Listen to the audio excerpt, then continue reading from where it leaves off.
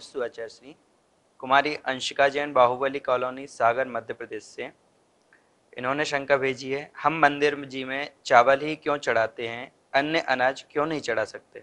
आगम में चावल चढ़ाना श्रावकों को इसलिए बताया है कि जैसे चावल को यदि हम खेत में बोते हैं तो वह दोबारा उगता नहीं है, वह अंकुरित नहीं होता है। खेत में आप डालिए चावल को, मिट्टी में डालिए, खाद पानी भी दीजिए, पर वो अंकुरित नहीं होगा। ऐसे ही है भगवान, हमारा इसमें परम उद्देश्य है हम इसको चावल को चढ़ा करके कि जो ये जन्म मरण का जो चक्कर है वो हमारा समाप्त हो जाए। हमें अपना जन्म बार बार नहीं चाहिए, बार बार मरण नहीं चाहिए है, हमें तो परमानेंट इस शरीर आदि से मुक्ति चाहिए है, इस कर्म आदि से हमें मुक्ति हो जाए। इस पावन उद्देश्य से देखिए, जैन धर्म में जो कुछ भी क्रियाएं हैं या जो कुछ भी वस्तु अर्पण की जाती हैं उनमें कहीं न कहीं अपना बहुत बड़ा रहस्य छिपा हुआ है।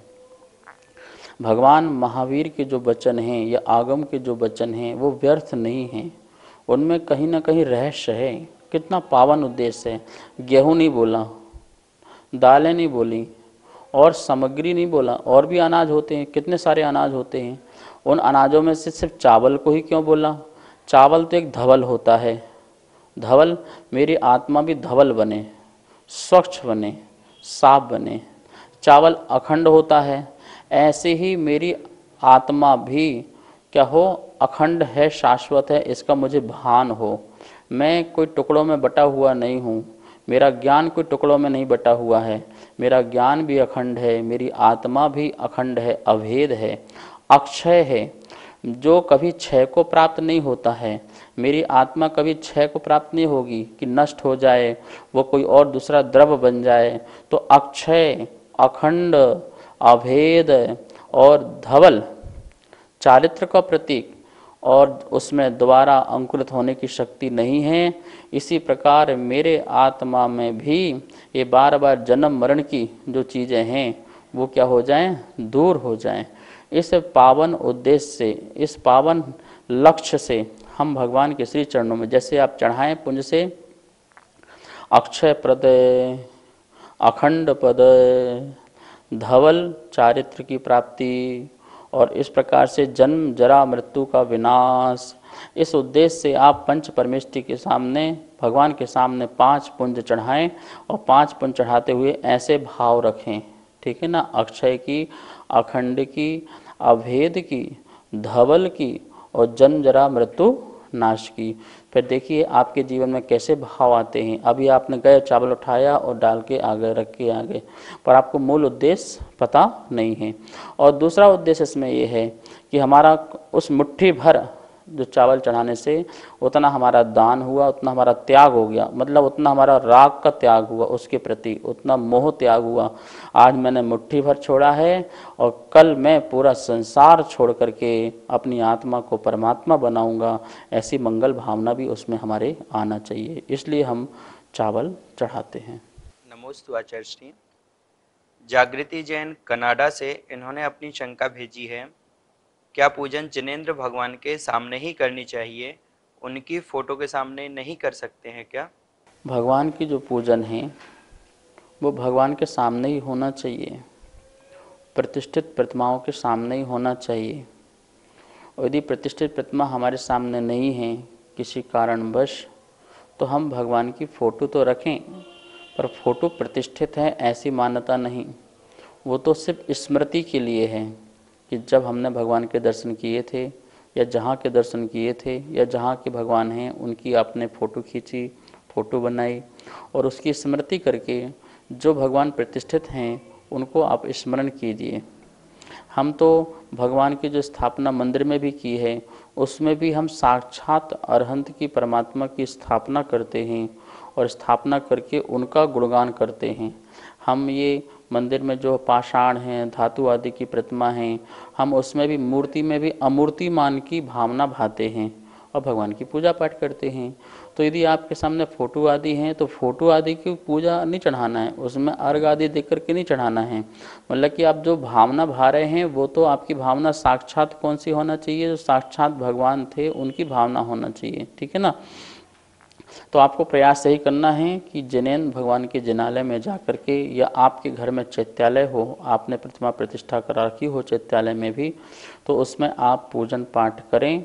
और यदि इस प्रकार की व्यवस्था नहीं हो पाती है तो आप देव, आप शास्त्र और गुरु, आप शास्त्र रख लीजिए, शास्त्र की पूजन होती है। गुरु और भगवान की आपके पास से प्रतिमा नहीं है तो आप उनकी फ़ोटो रख लीजिए, लेकिन शास्त्र सामने जरूर रखिए, ठीक है ना। और स्मरण जो है, स्मृति में ध्यान रखना, हम फोटो को नमस्कार नहीं कर रहे हैं, फोटो को, लेकिन उसका अपमान भी नहीं कर रहे हैं, ये ध्यान रखना। आपके घर में पिताजी की फ़ोटो लगी है तो वो देखने को तो फोटो है, लेकिन वो आपके पिता का स्मरण कराता है कि नहीं कराता है, कराता है। ऐसी महावीर स्वामी की फ़ोटो लगी है, आपकी गुरु की फ़ोटो लगी हुई है, तो आपके गुरु को और भगवान का स्मरण कराता नहीं कराता है, कराता है। तो हम वो स्मरण जो आपको याद आया है, वो स्मरण को ध्यान में रखते हुए आप आंख बंद करके स्मरण कीजिए और आप अर्घ आदि अर्पण कीजिए। अभी कोरोना काल में भी लोग मंदिर नहीं जा पा रहे थे, या अभी लोग जो डरे हुए हैं वो नहीं जा पाते हैं, तो आप इस प्रकार से भगवान को स्मरण करके फोटो आदि के माध्यम से भी आप अपनी पूजा पाठ कीजिए। लेकिन वो प्रतिष्ठित फोटो नहीं है, इस बात का ध्यान रखना। लेकिन वह अपमानित करने की भी फोटो है, ऐसा भी नहीं है। उनको देखने से हमें भगवान की याद आती है, यह भी एक माध्यम है, यह भी एक निमित्त है।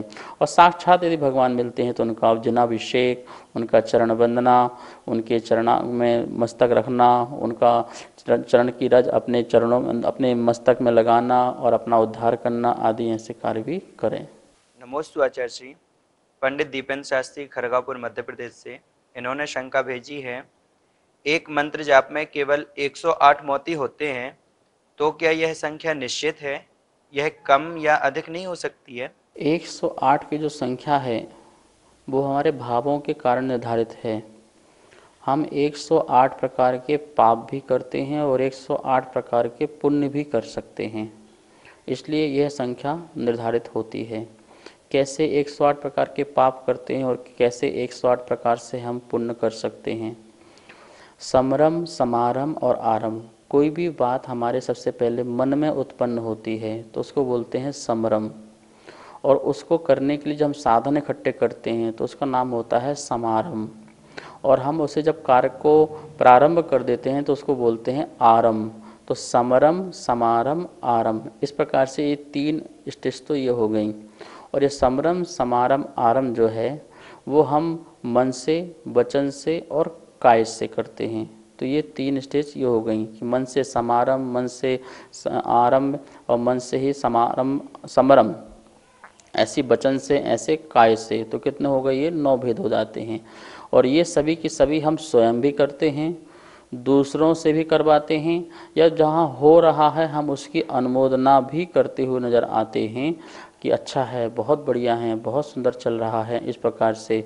तो वो अनुमोदना भी हमारे द्वारा होती है। तो इस प्रकार से 9 तिया 27, ये जो 9 हैं कृत कारित अनुमोदना से भी होते हैं, तो 27 भंग बन जाते हैं, ठीक है ना, भावों के। और इसी प्रकार ये जो 27 हैं ये किसी न किसी कसाय से जरूर होंगी, कहीं इसमें क्रोध होगा, कहीं मान होगा, कहीं माया होगा और कहीं ना कहीं लोभ होगा। तो ये 4 कषाय से, तो इस प्रकार से 27 चौको 108।